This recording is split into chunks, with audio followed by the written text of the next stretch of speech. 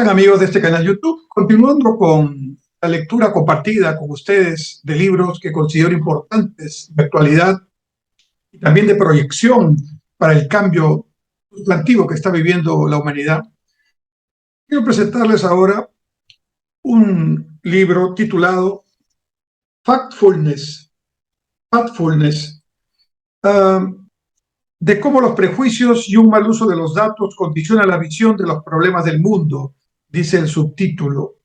La traducción sería algo así como conciencia plena de la realidad de los hechos, no es literal.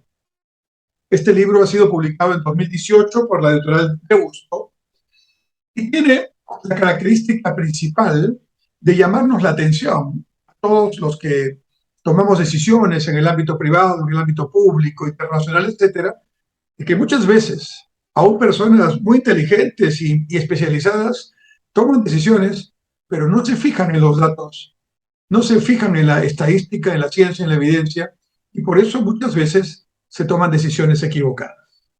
En este primer video, voy a compartir la pantalla, voy a hablar un poco del concepto general que tiene el libro, y en sucesivos videos iré planteando algunos temas específicos, unos prejuicios o estereotipos que el autor considera tenemos y por ello no hacemos lo que debemos hacer, fijarnos en los datos para poder tomar decisiones.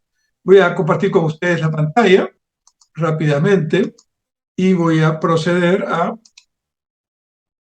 mirar estos puntos que he preparado para ustedes. Políticas públicas basadas en datos.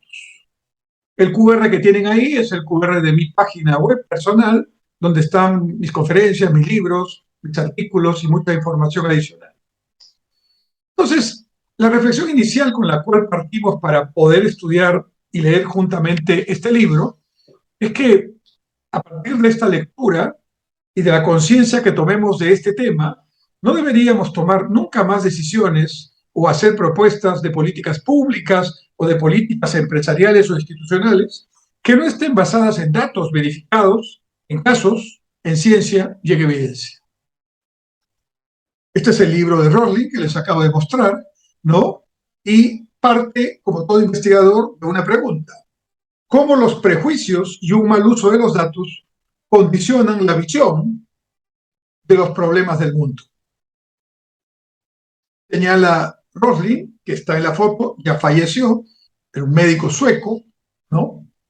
Cito, los objetivos del libro son combatir la devastadora ignorancia, dice el autor, con una visión del mundo basada en datos reales. Y señala a continuación que estamos equivocados sobre el mundo, que las cosas están mejor de lo que pensamos. Vamos a ver. Algunos datos que cita Rosling. Su libro es del 2018, es antes de la pandemia, pero el argumento es totalmente válido. Dice, por ejemplo, 60% de los niños pobres a nivel mundial terminan la educación primaria. 76% de la población mundial percibe ingresos medios. La pobreza extrema se ha reducido en 50% en 20 años. La esperanza de vida en el mundo supera los 70 años. Muertes por desastres naturales ha disminuido a menos de la mitad, y así sucesivamente. Entonces, la pregunta que hacemos es, ¿acaso es que no hay pobres en este momento en el mundo, en nuestro país? Claro que sí. ¿Acaso no hay muchas familias que están por debajo de los ingresos medios, que están en pobreza extrema? Claro que sí. ¿Acaso no hay desastres naturales? Claro que sí. Pero así como en algún momento hemos escuchado la posición del vaso medio lleno, medio vacío, normalmente tendemos a mirar la parte negativa del dato. Por ejemplo, no decimos 60% de niños pobres terminan la educación primaria, decimos 40% de los niños pobres no terminan la educación primaria. No decimos 76% de la población mundial percibe ingresos medios, decimos 34% de la población mundial, ¿no es cierto?, no percibe ingresos medios, etc.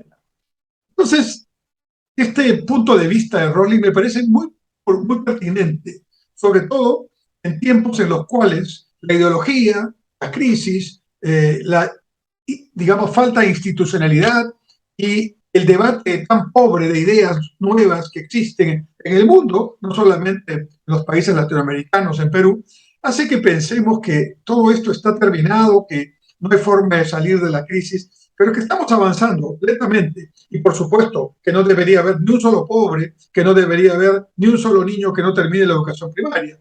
Pero es cierto, 20 o 30 años atrás, esto era todavía mucho más dramático.